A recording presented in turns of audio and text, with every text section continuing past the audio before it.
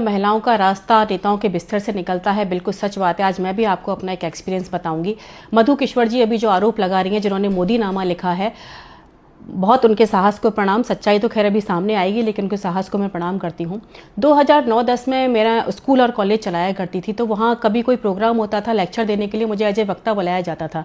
महिला दिवस का कार्यक्रम था, मंत्री भी आए हुए थे वहाँ पर, मुझे एज ए मुख्य वक्ता बुलाया गया। लेक्चर देने के बाद मंत्री जी ने कहा कि मैडम से मेरी मुलाकात कराना, इनको हम राजनीति में लेके आना चाहते हैं, अच्छा बोलती हैं। उन्होंने कहा मैडम राजनीति में आप आओगे? मैंने कहा मेरी कोई दिलचस्पी नहीं है राजनीति में आने की। उन्होंने कहा अच्छे लोग नहीं आएंगे तो कैसे बात बनेगी?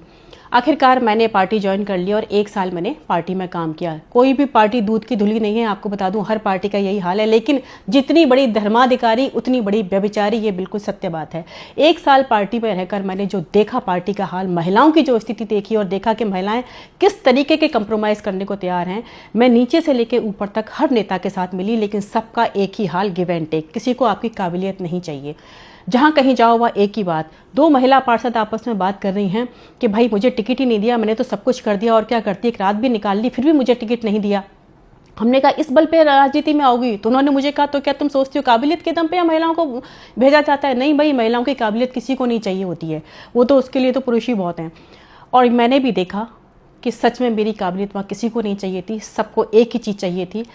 मेरा कॉलेज तक का देखिए काम था, गवर्नर थे कल्याण सिंह, और मैं उनसे मिली तो उन्होंने मुझे सीधा गिव एंड टेक वाला मामला बता दिया कि ये दो और अपना काम लो। मैंने कहा ये तो नहीं करूँगी। उसके बाद उन्होंने मेरे कॉलेज में 10 कमियाँ निकाल दी। मुझे पता था अब ये नहीं चलने देंगे। आखिरकार मैंने कॉलेज बंद कर दिया। तो राजनीति में ये बिल्कुल सत्य बात है, 2% महिलाएं हैं जो राजनीति में बिना इस कंप्रोमाइज़ के जाती हैं। और वो 2% कौन है? जो कि बहुत बड़े पॉलिटिकल बैकग्राउंड से आई हैं या जिनके पास जनता का बहुत बड़ा समर्थन है। अदरवाइज मैंने देख लिया हर महिला जो है कोई ना कोई कंप्रोमाइज़ करके वहाँ तक पहुँची हुई है। ऐसे कंप्रोमाइज़ आप क्यों करते हो? मैं तो आपसे 4 चीज़ें कहूँगी।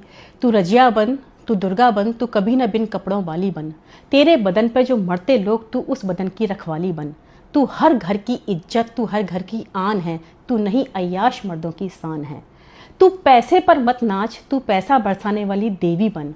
नाचना बुरी बात नहीं है, वो भी एक कला है, पर तू इन जल्लादों को नचाने वाली बन।